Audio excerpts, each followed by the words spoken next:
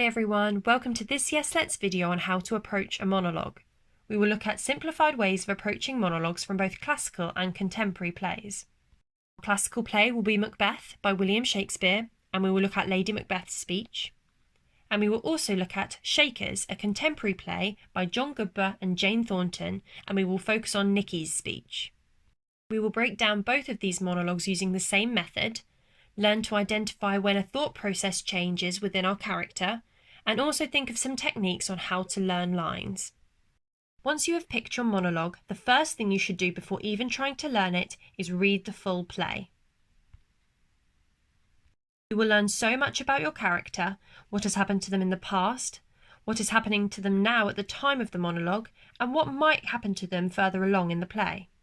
Try to gain as much information about your character as possible. How old are they? What is their relationship with other characters? Why might they be saying this monologue? Who are they addressing this monologue to? And what emotions are they feeling at the time of the monologue? It might be helpful to draw a mind map. Everyone will have their own way on how to approach their monologue. Personally, the next step I would take would be to break down my monologue into smaller, manageable chunks. It is much easier to get to grips with one chunk before moving on to the next. These chunks could be a few words, a few sentences, or even a few paragraphs. I have removed the dialogue from any other character, leaving just Lady Macbeth's words, and therefore have created my monologue. I have typed out her speech so you can clearly see the chunks that I have made.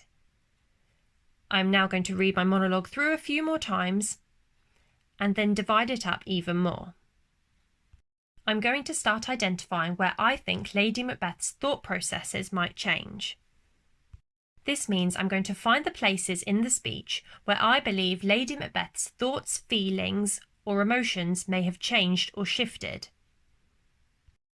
I'm going to make a little symbol of 2 slashes every time I think her thoughts have changed. Once I have done that, I will read through the monologue a few more times. You may also identify that these places are good to take a little pause. These dramatic pauses will remind you that her thought processes have changed and will also clearly show this to the audience. Now we can start to think about the tone of the words. Notice in this speech there are lots of question marks. There are also lots of short sentences and repetition. Think about the way you can contrast her repetition with her questions. There are a few words that she repeats quite often, including out, oh, come, done, bed, and cannot. These words should be said differently each time to give lots of texture to your monologue. Think about how you can change your tone so those words are different each time. How might you approach the questions that she asks? Think about why she might be asking these questions and who to. Is she curious or scared? You might want to think about changing the pitch of your voice when asking the questions. As people, we tend to go higher when we ask a question. The next step could be to highlight all the buzzwords within your monologue. These words really give atmosphere to your monologue for the audience. For example, in this monologue, words like power, blood, smell, pale. Really try and enunciate these words as they are very descriptive. Look deeper into why your character might be saying these words. Attempt to practice and perfect each chunk individually first, and then try and tie them all together. You may prefer to learn the words of the monologue before adding your tone and voice and character to it.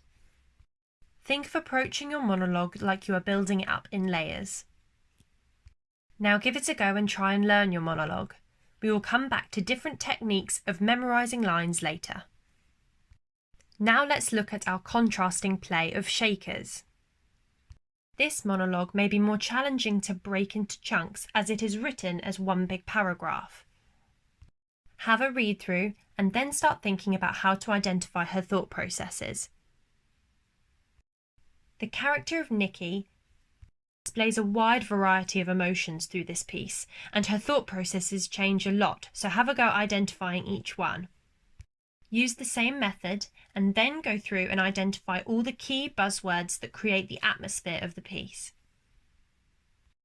Think about the motive behind Nicki. Why is she saying these words? Also think about who she is saying it to. Is she talking to herself or another character?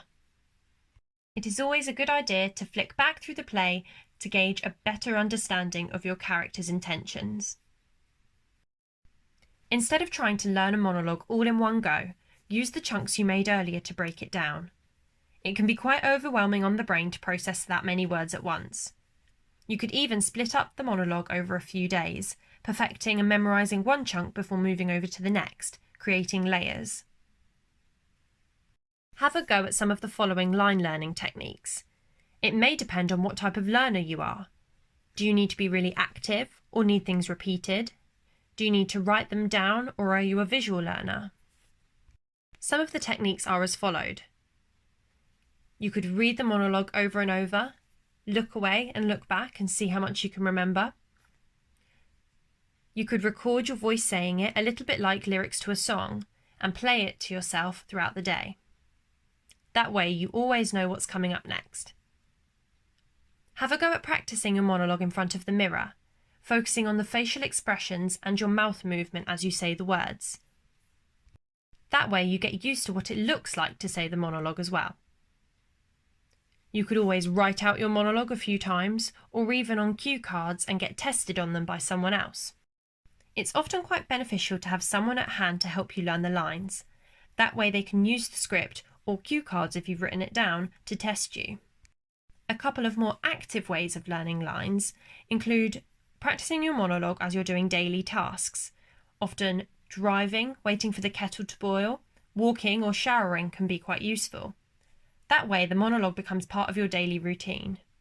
Some even say practicing it before you go to sleep is the best way of learning it. Another interesting technique is to add an action or a gesture by every sentence. You could even write these down on your script. For example, you might put your arm to your chest on the first line, or walk over to a table for the second. You might sit down for the third line and stretch your arms out for the fourth, and so on. This is a good technique for very practical learners. The aim is, every time you do that action or gesture, you will remember that line. It's a good idea to try out all of these different techniques and see which ones work best for you. Try and discover which line learning technique absorbs your monologue the best. You may also find it easier to practice your monologue in your head before saying it aloud. Try and say your monologue aloud to other people as soon as you can. That way you can focus on your volume, your pitch, and your tone of voice. It will also help you learn how best to deliver your lines, using projection and clarity in your voice. Pick maybe 2 or 3 monologues and have a go at all of those line learning techniques. Have a go at learning Lady Macbeth's monologue from Macbeth and Nicki's monologue from Shakespeare and then find your own. It is important you practice monologues you really enjoy. That way you will become more emotionally invested in the character. Pick a few contrasting ones from both classical and contemporary plays. Try and find monologues that suit your voice and your age range. Then have a go at a variety of different line learning techniques and see which ones work for you.